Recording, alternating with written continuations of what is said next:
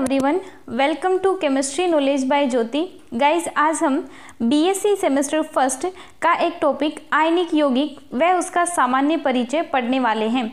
Guys, कुछ universities में semester system लागू किया गया है, जिसके न्यू सिलेबस के आधार पर मैं आप लोगों को समझा रही हूँ आयनिक यौगिक के बारे में। तो गाइज देखिएगा, आयनिक यौगिक मुख्यतः धातु व अधातु के मध्य अंतःक्रिया से बनते हैं। यहाँ पे आपको बोला गया है कि मेटल और नॉन मेटल के मध्य जब इंटरेक्शन होती है तब आपके पास किसका निर्माण होता है, आयनिक यौगिक का निर्माण होता है। आयनिक यौगिक मुख्यतः ठोस अवस्था में पाए जाते हैं, क्योंकि इनमें विपरीत आवेशित आयन प्रबल आकर्षण बल द्वारा जुड़कर एक आदर्श संरचना बनाते हैं। गाइस, अब हमें सबसे पहले यही समझना है क्यों वो ठोस अवस्था में पाए जाते हैं, उसके पीछे का कारण क्या होता है। तो हम एक एग्जाम्पल लेंगे NaCl का। गाइस, Na यहाँ पे सोडियम है और सोडियम की यदि हम बात करें तो इसका इलेक्ट्रॉनिक विन्यास होता है 1s2, 2s2, 2p6 and 3s1। Guys, इसके इलेक्ट्रॉनिक विन्यास के आधार पर हम कह सकते हैं कि इसका ये वाला जो अंतिम ऑर्बिटल है उसमें एक इलेक्ट्रॉन प्रेजेंट है। तो ये क्या करेगा, स्टेबल होने के लिए इस एक इलेक्ट्रॉन को आसानी से बाहर निकाल सकता है। तो यहाँ पे जब एक इलेक्ट्रॉन आसानी से बाहर निकालता है तो ये Na+ की फॉर्म में आ जाता है। गाइज, आप लोग ये ध्यान रखेंगे कि ये जो हमने यहाँ पर दिखाया है ये गैसीय अवस्था में होने वाला है। सेकंड, हम बात करेंगे क्लोरीन की। क्लोरीन की यदि बात करी जाए तो उसका अंतिम ऑर्बिटल देखना आप, उसमें 7 इलेक्ट्रॉन होते हैं और इसे स्टेबल होने के लिए एक इलेक्ट्रॉन चाहिएगा। जैसे ही एक इलेक्ट्रॉन ग्रहण करता है तो इसका अष्टक पूरा हो जाता है और अष्टक पूरा होने के कारण यहाँ पे क्या हो जाएगा, ये स्टेबल हो जाएगा।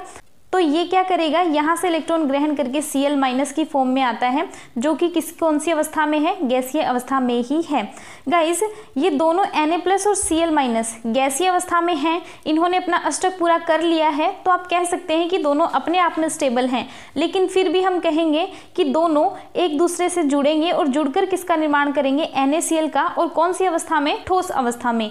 ऐसा क्यों होगा, क्योंकि ठोस अवस्था में प्रबल आकर्षण बल पाया जाता है। तो यहाँ पे ये प्रबल आकर्षण बल जब इनको मिलेगा तभी ये स्थायी हो सकते हैं। इसीलिए क्या करते हैं, गैसीय अवस्था से ठोस अवस्था में परिवर्तित हो जाते हैं। गाइस, आप ये देख सकते हैं, एक Na+ था, दूसरा Cl- था, विपरीत चार्ज हो गया। और जब विपरीत चार्ज बनता है तो उनमें क्या रहेगा, आकर्षण बल। और ये आकर्षण बल क्या करेगा, एक दूसरे को पास पास लेकर आता है, जिससे हमारे पास NaCl का निर्माण हो जाता है। तो गाइस, ये हमने समझाया है कि ठोस अवस्था में क्यों पाया जाता है। नेक्स्ट प्रॉपर्टी आप इसकी देखेंगे, आयनिक यौगिकों के गलनांक व क्वथनांक का मान उच्च होता है, क्योंकि इनमें आयंस प्रबल अंतरा आणविक बलों द्वारा जुड़े रहते हैं। गाइस, आपको बोला गया है कि इनके लिए क्वथनांक और गलनांक, मेल्टिंग पॉइंट और बॉइलिंग पॉइंट दोनों के मान हायर होते हैं। और उसका कारण क्या बताया गया है, वही प्रबल आकर्षण बल यहाँ पर बताया गया है। गाइस, नेक्स्ट देखेंगे, आयनिक यौगिक ध्रुवीय प्रकृति के होते हैं, अतः यह ध्रुवीय विलायकों में आसानी से विलय हो जाते हैं, लेकिन अध्रुवीय विलायकों में विलय नहीं होते हैं। गाइस, ध्रुवीय और अध्रुवीय का मतलब क्या रहेगा, जैसे हम यहाँ पर बात करें जल की ही, जल को यहाँ पे ध्रुवीय विलायक बोला गया है। यदि आप जल के बारे में देखेंगे तो जल में H+ और OH- आयन अपने आप से बन सकते हैं, और जो विलायक अपने आप से आयन्स बना सकता है उसे ही ध्रुवीय विलायक कहा जाता है। गाइस, एक तरह से आयन बनने की कंडीशन को आप किसके आधार पर समझ सकते हैं, इलेक्ट्रोनेगेटिविटी के बेसिस पर समझ सकते हैं कि इलेक्ट्रोनेगेटिविटी डिफरेंस जितना ज़्यादा होता है वो उतना ही ज़्यादा पोलर बॉन्ड बनता है। क्योंकि इलेक्ट्रोनेगेटिविटी से क्या होगा कि बंध के जो 2 इलेक्ट्रॉन हैं, जैसे यहाँ पे HOH के बीच में बंध दिखाएं तो इस बंध में 2 इलेक्ट्रॉन प्रेजेंट होंगे। ये 2 इलेक्ट्रॉन इस ऑक्सीजन की इलेक्ट्रोनेगेटिविटी ज़्यादा होने की वजह से इस ऑक्सीजन की तरफ जाएंगे, और ऑक्सीजन की तरफ जाते जाते ये बॉन्ड यहाँ से ब्रेक कर जाएगा। जब ये बॉन्ड ब्रेक करेगा तो हाइड्रोजन पे तो आएगा पॉजिटिव चार्ज और ऑक्सीजन पे जाएगा नेगेटिव चार्ज। तो ये बन गया H+ और ये बन गया OH-। मीन्स इलेक्ट्रोनेगेटिविटी की वजह से इनमें ध्रुवीयता आती है, और ध्रुवीयता है तो आप उसे क्या कह सकते हैं, ध्रुवीय विलायक कह सकते हैं। इसी प्रकार से आप आयनिक यौगिक की बात करेंगे। आयनिक यौगिक का तो निर्माण ही देखा है हमने कि इनमें 2 आयन्स बनते हैं, एक पॉजिटिव और एक नेगेटिव। तो दोनों ध्रुवीय प्रकृति के होने के कारण एक दूसरे में आसानी से विलय हो जाते हैं, लेकिन अध्रुवीय विलायकों में कोई आयन्स नहीं बनते हैं। इस कारण से वहां पर ये आयनिक यौगिक उनमें विलय नहीं हो पाते हैं। गाइस, दूसरा आप देखेंगे, जल का डाई इलेक्ट्रिक स्थिरांक का मान उच्च होता है। डाई इलेक्ट्रिक स्थिरांक क्या होता है और किस प्रकार से जल जो है इस सॉलिड से अभिक्रिया करता है तो आप देखेंगे जैसे हमारे पास है NaCl में हमें पता है एक आयन है Na+ और दूसरा आयन बना हुआ है Cl-। और यदि हम बात करें कि NaCl के ठोस की, तो यहाँ पे Na और Cl के बीच में एक बंध बना हुआ है। ये बंध क्या करना पड़ेगा, जब हम ये बंध ब्रेक करेंगे तभी हम क्या दिखा सकते हैं, Na+ और Cl- आयन यहाँ पर बनाएंगे। और जल का अणु में कौन कौन से आयन प्रेजेंट होते हैं, H+ आयन और OH- आयन। ये OH- आयन क्या करेगा, इसे Na+ के साथ में जुड़ सकता है और ये H+ आयन किसके साथ में जुड़ सकता है, Cl- के साथ में जुड़ सकता है। लेकिन गाइस जो भी आप विलायक यहाँ पर लेने वाले हैं, जो अपने आप से आयंस में रहने वाला है, उसमें इतनी क्षमता होनी चाहिए कि ये जो NaCl के बीच में बंध बना हुआ था, इस बंध को तोड़कर ये खुद उसके साथ क्या कर सके, बंध बना सके। तो गाइस ये जब इस बंध को तोड़ेगा, इस बंध को तोड़ने के लिए जो प्रकृति रखता है उसे ही क्या कहा जाता है, डाई इलेक्ट्रिक स्थिरांक कहा जाता है। इस बंध को तोड़ने के लिए जो क्षमता उसे चाहिए होगी, उसी की वजह से क्या होता है यहाँ पर, उसे ही आप क्या कहते हैं, डाई इलेक्ट्रिक स्थिरांक कहते हैं। I hope guys dielectric स्थिरांक आपको समझ आया होगा।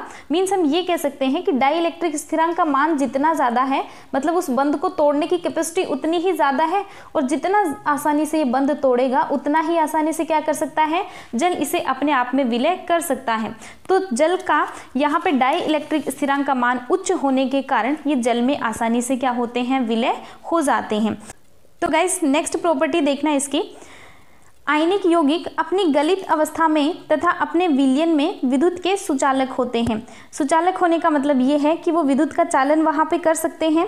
ये अपनी गलित अवस्था का क्या मतलब है, गलित का मतलब ये है कि NaCl जो है वो सॉलिड स्टेट में ना रहकर कौन से स्टेट में हो, यदि लिक्विड स्टेट में हो तब वो क्या कर सकता है, विद्युत का चालन कर सकता है। या फिर हम कह सकते हैं उस अपने विलयन में, कि यदि NaCl को किसी में आपने डिसॉल्व करके रखा हुआ है तो उस कंडीशन में भी वो क्या कर सकता है, विद्युत का चालन कर सकता है।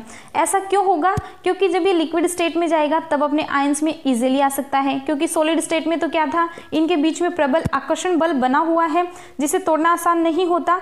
तो इसीलिए क्या होगा, ठोस अवस्था में विद्युत का चालन नहीं करेगा, लेकिन जब लिक्विड स्टेट में आएगा तो अपने आयंस बना सकता है। और जब ये अपने आयंस की फॉर्म में रहेगा तो आयन क्या कर सकते हैं, इलेक्ट्रोडों की तरफ आसानी से गमन कर सकते हैं। तो आयनों में आसानी से गमन करने की जो प्रकृति पाई जाती है, उसी के आधार पर हम क्या कह सकते हैं कि आयनिक यौगिक यहाँ पर क्या होते हैं, विद्युत का सुचालन कर सकते हैं। लेकिन उसके लिए कंडीशन रख दी गई है कि या तो वो लिक्विड स्टेट में होना चाहिए या फिर उसका विलयन बना हुआ होना चाहिए।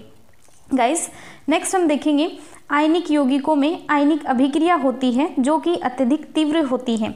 आयनिक यौगिकों के द्वारा जो अभिक्रियाएं दी जाती हैं उन्हें आयनिक अभिक्रिया कहा जाता है, और इनकी गति की यदि हम बात करें तो अत्यधिक तीव्र इनकी गति रहती है। गाइस एग्जाम्पल मैंने यहाँ पे लिखा है NaCl + AgNO3। यहाँ पे NaCl क्या है, एक आयनिक यौगिक है। AgNO3 की बात करें तो वो भी कैसा है, आयनिक यौगिक है। इनका जलीय विलयन यहाँ पर लिया गया है, मीन्स NaCl को जल में डाला हुआ है, AgNO3 को भी किस में डाला हुआ है, जल में डाला हुआ है। तो जब हम NaCl को जल में डालेंगे तो ये अपने आयंस बना सकता है, Na+ और Cl- आयन। वैसे ही जब AgNO3 का जलीय विलयन लिया जाएगा तो AgNO3 किस में चेंज होगा, Ag+ और NO3-। यहाँ से कुछ इस प्रकार से आयंस आप दिखा सकते हैं। तो यहाँ पे आप देखना, ये जो भी आयंस आपने बनाए हैं ये अपने ऑपोजिट आयन के साथ में अट्रैक्शन दिखाकर यहाँ पे एक नया प्रोडक्ट बना लेते हैं। एग्जाम्पल के तौर पे आप यहाँ बोल सकते हैं कि यहाँ पे Ag+ बना है और इसमें क्या बना हुआ है, Cl-। तो Ag+ और Cl- दोनों पे ऑपोजिट चार्ज होने की वजह से एक दूसरे को अट्रैक्ट कर लेंगे, और अट्रैक्शन की वजह से यहाँ पर इनके बीच में बॉन्डिंग हो जाएगी, तो यहाँ पे बनेगा AgCl। तो AgCl की PPT यहाँ पे मिल जाएगी, और साइड प्रोडक्ट आप दिखा सकते हो NaNO3। यहाँ पे Na+ था, ये था NO3-। इस पे पॉजिटिव चार्ज और इस पे नेगेटिव चार्ज, ऑपोजिट चार्ज होने की वजह से इनमें अट्रैक्शन होगा, और अट्रैक्शन की वजह से एक दूसरे के साथ जुड़कर एक नए कंपाउंड का निर्माण कर लेते हैं। तो गाइस ये था सिंपल आयनिक यौगिकों का जनरल इंट्रोडक्शन। इसके बाद हम नेक्स्ट क्लास में डिस्कस करेंगे आयनिक यौगिकों की स्ट्रक्चर के बारे में, और स्ट्रक्चर में आयनिक जो आयंस बने होते हैं, आयनों को ठोस गोले की फॉर्म में माना जाता है, और उन्हीं को ठोस गोले में मानते हुए ही उनकी संरचना को बताया जाता है। गाइस आई होप आपको वीडियो अच्छी लगी होगी। यदि आपको वीडियो अच्छी लगी है तो लाइक, शेयर और सब्सक्राइब जरूर कीजिएगा। Thank you so much for watching.